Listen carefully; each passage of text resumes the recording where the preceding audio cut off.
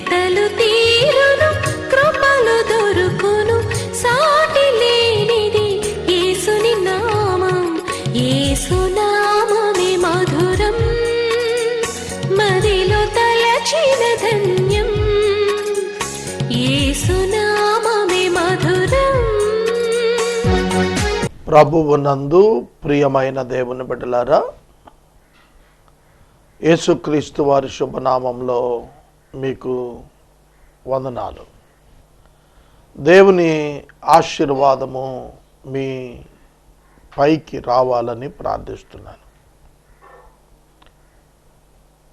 సత్యము మిమ్మల్ని స్వతంత్రులుగా చేస్తుంది. ఆ సత్యము దేవుని వాక్యమే. యవన బిడ్డల కొరకు ట్రిపుల్ ఆదివారం సాయంకాలం 6 నుండి 8 గంటల మధ్య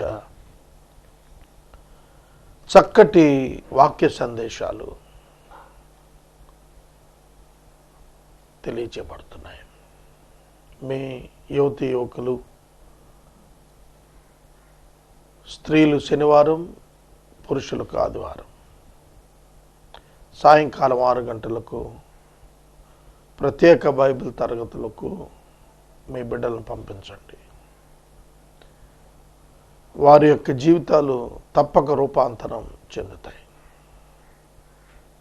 ప్రార్థన చేసుకుని నేటి వాక్య ధ్యానం ప్రారంభిద్దాం. మమ్మలను మిక్కిలిగా ప్రేమిస్తున్న మా ప్రియ పరలోకపు తండ్రి, మీ ఘననామానికి వందనాలు, స్తోత్రాలు. నీ వాక్యము చేత మమ్మలను సంధించండి, ఆశీర్వదించండి. యేసు నామమున అడుగుచున్నాము తండ్రి, ఆమెన్. ప్రియమైన దేవుని బిడ్డలారా, పేతురు వ్రాసిన మొదటి పత్రిక 1వ అధ్యాయము 8, 9 వచనాలు చదువుకుందాము. మీరు ఆయనను చూడకపోయినను ఆయనను ప్రేమించుచున్నారు. ఇప్పుడు ఆయనను కనులార చూడకయే విశ్వసించుచు మీ విశ్వాసమునకు ఫలమును అనగా ఆత్మరక్షణను పొందుచు చెప్పనశక్యమును మహిమాయుక్తమును అయి ఉన్న సంతోషం గలవారై ఆనందించుచున్నారు. ఈ వచనం ఒక PhD కంప్లీట్ చేసినటువంటి ఒక వ్యక్తికి ఇచ్చి, మీకేమైనా ఈ వచనం అర్థమైందా అని అడిగితే అర్థం కాలేదంటాడు. ఏమిటి ఇందులో అర్థం కానిది ఏమిటి? విశ్లేషిస్తే శరీర సంబంధికి అర్థం కానిది ఏంటంటే, చూడక పోయినా మీరు విశ్వసించటం. ఓకే, చూచి నమ్మటం ఒకటైతే, చూడక నమ్మటం రెండోది. చూడక నమ్మిన దానిని ప్రేమించటం. చూడక నమ్మిన దానిని ప్రేమించటం. చూడకపోయినా ప్రేమిస్తూ ఉన్నారు కనుక మీకు రక్షణ కలిగింది. చెప్పశక్యంగాని మహిమాయుక్తమైనది అయి ఉన్న సంతోషం. ఆ సంతోషం వల్ల ఆనందం. చూడని దాని నుంచి ఎన్ని ఉత్పత్తులో చూశారా? చూడకపోయినా నమ్మారు, చూడకపోయినా ప్రేమించారు. ఆ ప్రేమించిన కారణం చేత ఫలితంగా రక్షణ పొందారు. ఆ రక్షణ మహిమాయుక్తమైనది కనుక,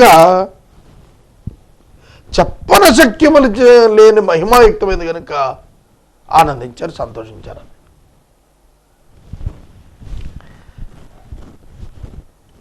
ఇది ఆధారం లేనటువంటి మాట కదా. అవును, చూచిన దానిని నమ్మచ్చు, చూచిన దానిని ప్రేమించవచ్చు. చూడని దానిని నమ్మటం, చూడని దానిని ప్రేమించటం, చూడని దానిని ప్రేమించినందున కలిగినటువంటి కనపడనటువంటి ఆ రక్షణకు సంతోషించేయటం, ఆనందించేయటం. భౌతికవాదానికి ఇది పిచ్చి, మెంటల్ ఇన్సేన్ అని అంటారు. దేవుడు మానవ భౌతిక నేత్రాలకు కనపడడు. దేవుని సృష్టి అయినటువంటి ఈ విశ్వం మానవ నేత్రాలకు కనపడుతోంది. భౌతిక వస్తువులను మాత్రమే మన కన్ను చూడగలుగుతుంది. మన కన్ను చూడలేనిది ఎంతో ఉన్నది, దాని చేత విశ్వం ఆవిర్భవించింది. పదార్థము కంటికి కనపడేది, ఈ పదార్థము కంటికి కనపడేది పదార్థము కంటికి కనపడని దాని చేత నిర్మించబడింది. ఇది సృష్టి రహస్యం. ఈ కంటికి కనిపించనటువంటి పదార్థం దేవుని వాక్యం. దేవుని వాక్యము కంటికి కనపడదు, అది శబ్దం. కనుక ఈ కంటికి కనపడని ఈ వాక్యము పాత నిబంధనలో వినికిడిగా వారికి అందించబడింది. It is revealed in the old testament in the form of the voice of God, the word of God, law of God. New టెస్టిమెంట్కి వచ్చేటప్పటికి అది కంటికి కనపడేటట్లుగా ఆయన శరీరాన్ని ధరించాడు. మనుషులు దేవుని నమ్మటం లేదని, దేవుడు మనుషులు నమ్మేటట్లుగా తానే శరీరధారిగా వారి మధ్యకు వచ్చి వారి చెంతనే ఉండి వారి మధ్యనే తన పరిపూర్ణ శక్తి చేత అనేక కార్యాలు వారి ఎదుట చూపించాడు. కానీ మనుషులు ఏం చేశారు? ఆయన సిలువకు అప్పగించారు.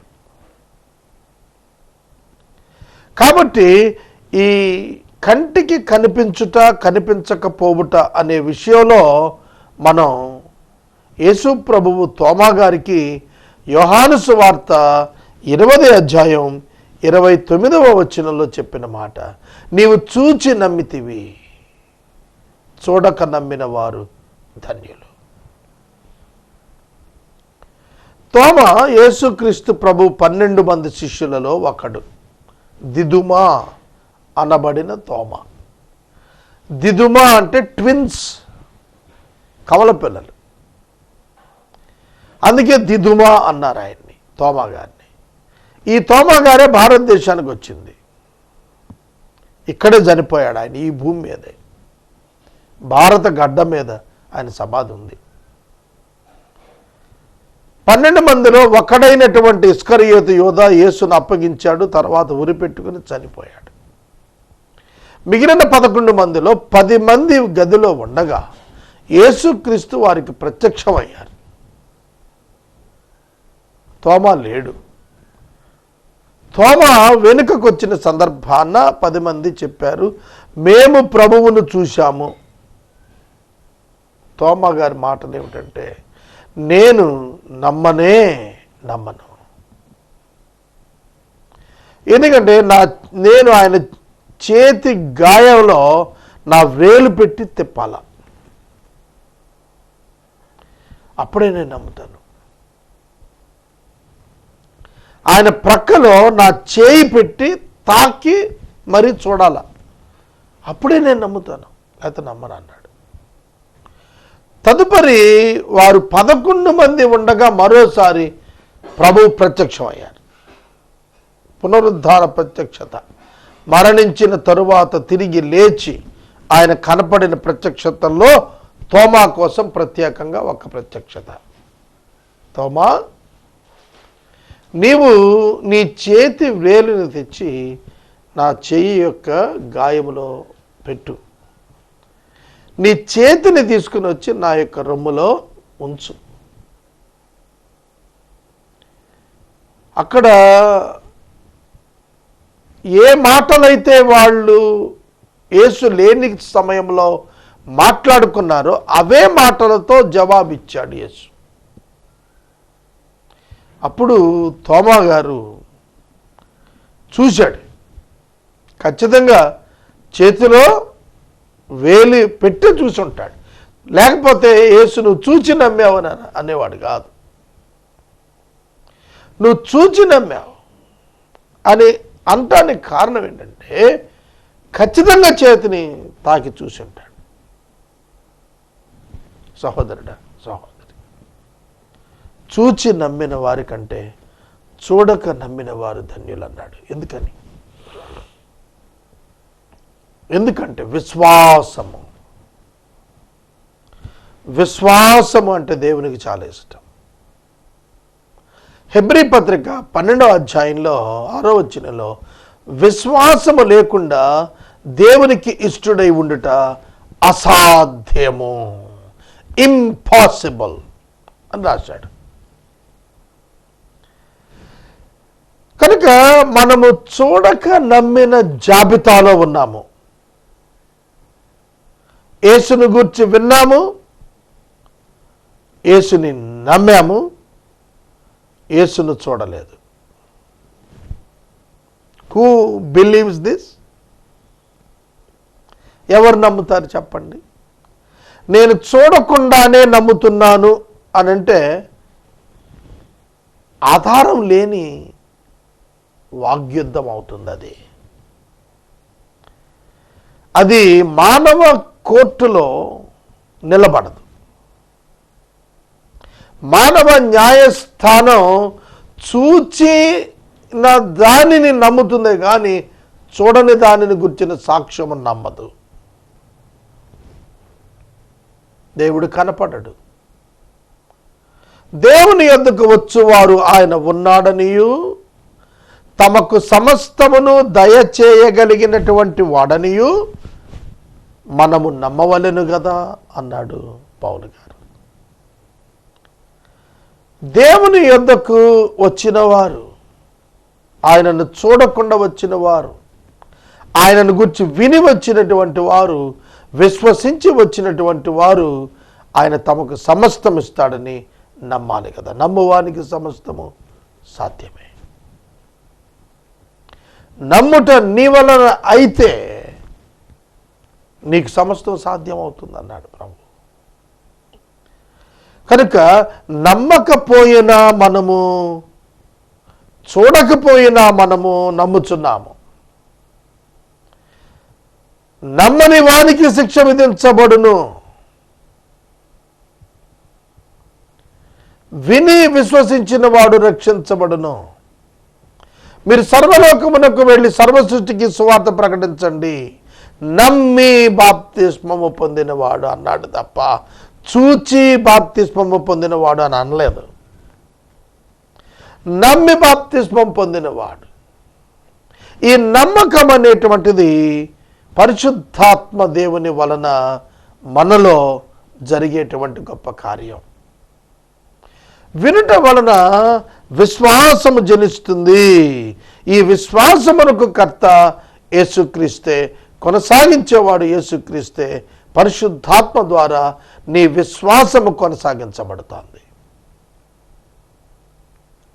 దేవుని వాక్యమును నీవు విశ్వసించుట నేర్చుకున్నప్పుడు నీకు అనేకమైన విషయాలు ఆ పరిశుద్ధాత్మ దేవుడే నీ అంతరంగములో నుండి నీకు బోధిస్తూ ఉంటాడు. ఇది యూనివర్సిటీల్లో దొరికేటువంటి సమాచారం కాదు. ఇది బోధకుల నుండి, టీచర్స్ నుండి, ప్రొఫెసర్స్ నుండి మనకు తెలియచేయబడే శాస్త్రం కాదు. ఇది పరిశుద్ధాత్మ అనేటువంటి ఒక ప్రత్యేక బోధకుడు నీ అంతరంగములో నుండి నీకు నేర్పించేటువంటిది. If you want to learn about God, you need to depend upon the Holy Spirit within you. దేవుని వాక్యము గ్రహింపునకు తీసుకుని వచ్చేటువంటి వాడు. దేవుని వాక్యము నిశ్శబ్దంగా నీ అంతరంగంలో వివరణ ఇస్తూ ఉంటాడు. అందుకనే నీలో ఉన్నటువంటి ఆ దేవుని ఆత్మ నీవు అశ్రద్ధ చేయకూడదు, నిర్లక్ష్యం చేయకూడదు. అందుకే మనకి ప్రార్థన ఉపకరిస్తుంది. ప్రార్థన కనిపెట్టుట. నీవు కనులారా చూడకపోయినప్పటికీ నీవు విశ్వాసము ద్వారా దేవునిపై ఆధారపడి కనిపెడుతున్నప్పుడు అనేక పాఠాలు దేవుడు నీకు నేర్పిస్తాడు. నీకు ఆనందం రెట్టింపు అవుతుంది. భౌతిక జీవితం పైన నీ యొక్క ఆశ, నీ యొక్క ఆసక్తి దినదినానికి క్షీణిస్తుంది ఆత్మలో వర్ధిల్లుట ప్రారంభమైనప్పుడు. యేసుక్రీస్తు ప్రభువును మనం చూడలేదు, కానీ విశ్వసించాము. విశ్వసించిన మన యందు ఆయన యొక్క ఆనందము స్థాపించబడింది. Why we are happy? ఎందుకు మనం సంతోషంగా ఉన్నాం? ఎందుకు ఆనందిస్తున్నాం? Because of the salvation, glorious one, living one, సజీవమైనది, మహిమాయుక్తమైనది అయిన ఆ సంతోషం మనలో స్థిరంగా నాటబడింది.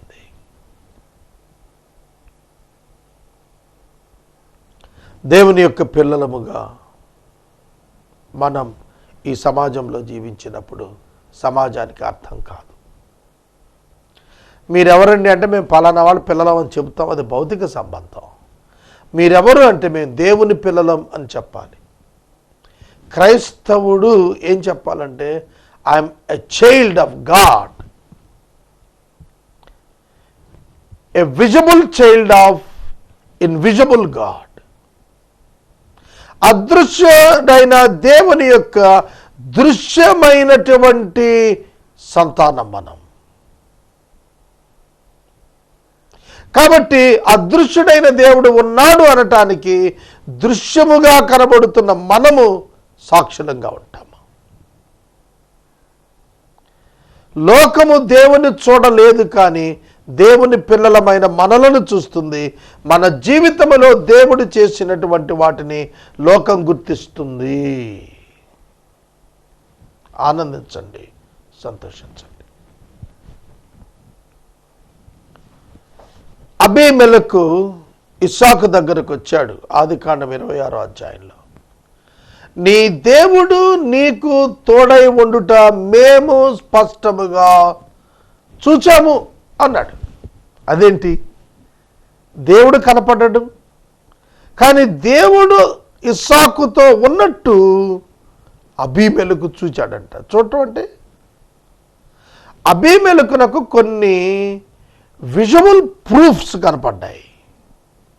ఆ ప్రూఫ్స్ ఏమిటంటే అతని వ్యవసాయ క్షేత్రం ఫలభరితమైంది కాదు, కానీ అది 100 ఫలం ఇచ్చేస్తోంది.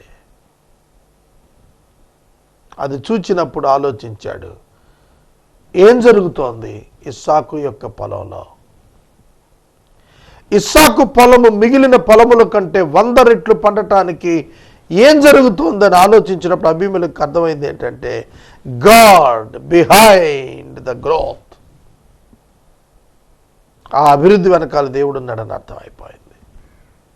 అందుకే వచ్చి అన్నాడు, నిన్ను బట్టి మేము రాలేదు, నీ దేవుణ్ణి బట్టి వచ్చాము.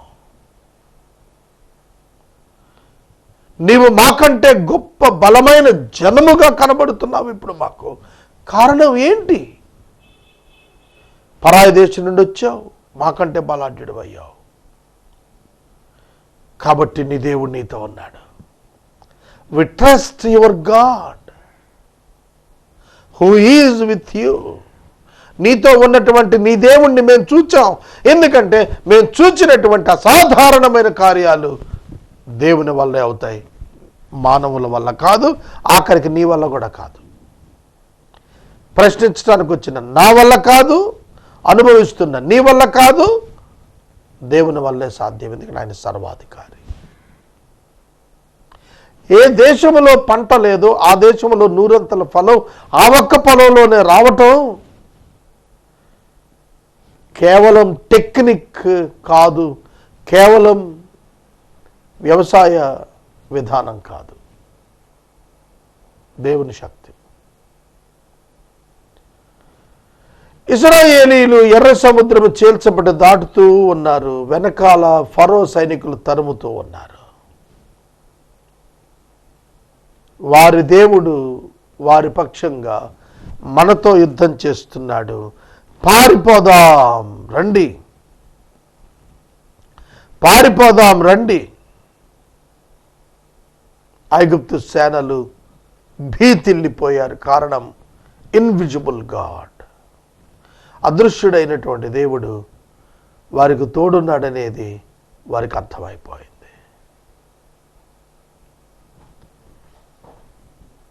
రాహాబ్ అనేటువంటి వేశ్య ఇజ్రాయేలు వేగులు వారితో మాట్లాడుతూ అన్నది, మీ దేవుడు మా దేశమును మీకు అప్పగిస్తాడని మాకు తెలిసిపోయింది.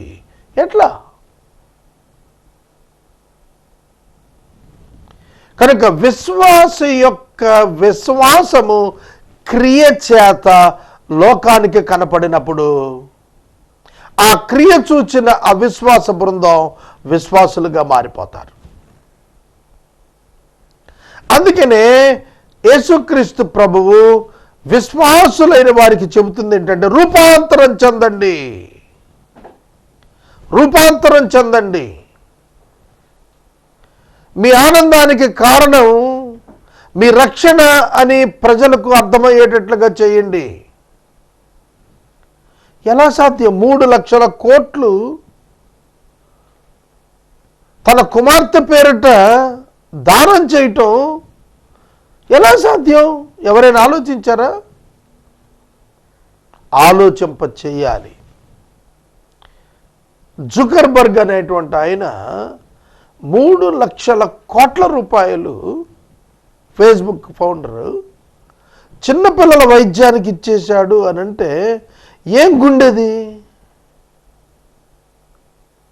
ఎవరి యొక్క ప్రభావం అది?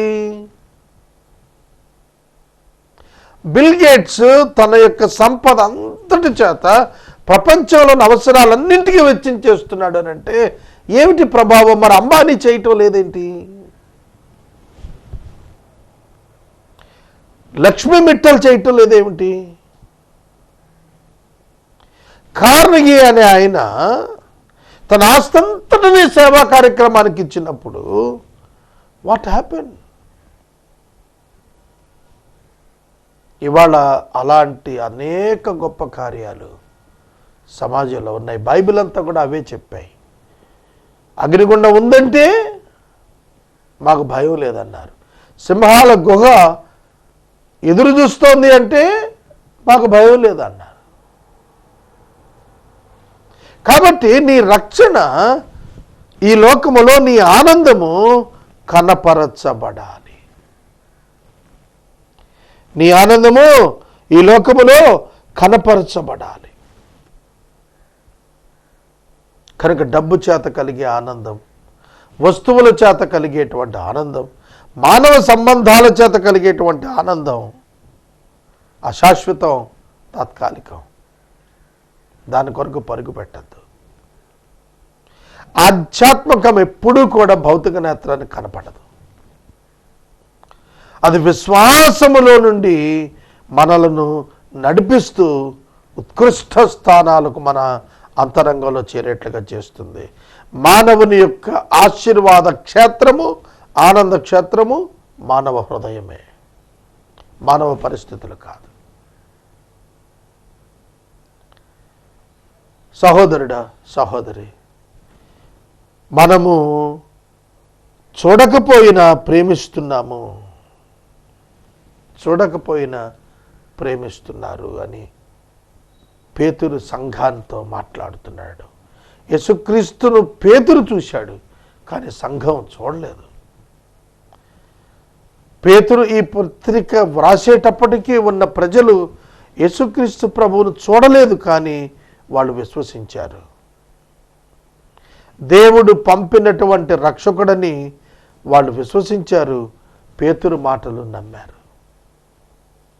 అపోస్తల కార్యములు 10వ అధ్యాయంలో పేతురు యొక్క మాటలు వినినటువంటి కొర్నేలి ఇంటి వారిపైకి పరిశుద్ధాత్మ దేవుడు వచ్చినప్పుడు వారంతా ఆశ్చర్యపడ్డారు. అపోస్తల కార్యములు ఆదిమ సంఘం ప్రారంభమైనప్పుడు, 2వ అధ్యాయంలో సంఘం ఉత్పన్నమైనప్పుడు 3,000 మంది ప్రభువుని అంగీకరించారు. 5,000 మంది ప్రభువుని అంగీకరించారు. వారందరూ తమ ఆస్తులు అమ్మి అపోస్తల పాదాల దగ్గర పెట్టారు. అపోస్తలుల పాదాల దగ్గర ఆస్తులు అమ్మి పెట్టి ఆ డబ్బు అవసరాల కొద్దీ పంచుకున్నారు. అంతే యెరూషలేములో విస్ఫోటనం వచ్చింది. యెరూషలేములో కలవరం వచ్చింది. యెరూషలేములో సంఘం విస్తరించింది. నీ యొక్క ఆనందము, నీ రక్షణానందము, నీ సంతోషము లోకానికి తెలియబడాలి. అది ప్రాకాలి.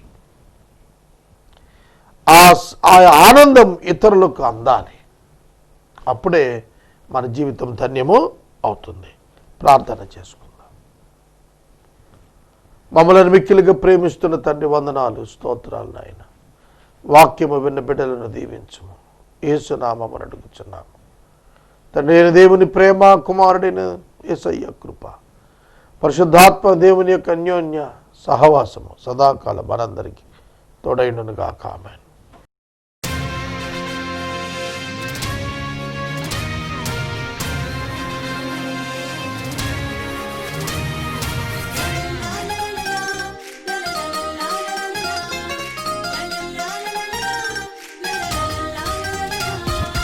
యేసయ్య నామంలో శక్తి ఉన్నదయ్యా, శ్రీ యేసయ్య నామంలో శక్తి ఉన్నదయ్యా. నమ్మితే చాలు నీవు పొందుకుంటావు శక్తిని, నమ్మితే చాలు నీవు పొందుకుంటావు శక్తిని. యేసయ్య నామంలో శక్తి ఉన్నదయ్యా, శ్రీ యేసయ్య నామంలో శక్తి ఉన్నదయ్యా.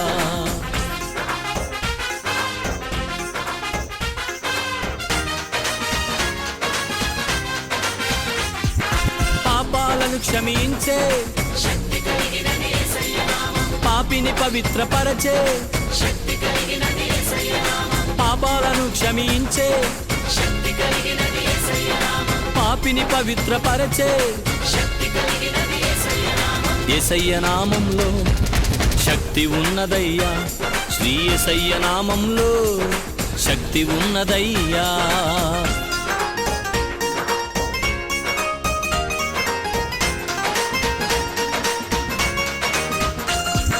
రోగికి స్వస్థతనిచ్చే శక్తి కలిగినది యేసయ్య నామం, మనసుకు నెమ్మదినిచ్చే శక్తి కలిగినది యేసయ్య నామం, రోగికి స్వస్థతనిచ్చే శక్తి కలిగినది యేసయ్య నామం, మనసుకు నెమ్మదినిచ్చే శక్తి కలిగినది యేసయ్య నామం. యేసయ్య నామంలో శక్తి ఉన్నదయ్యా, శ్రీ యేసయ్య నామంలో శక్తి ఉన్నదయ్యా.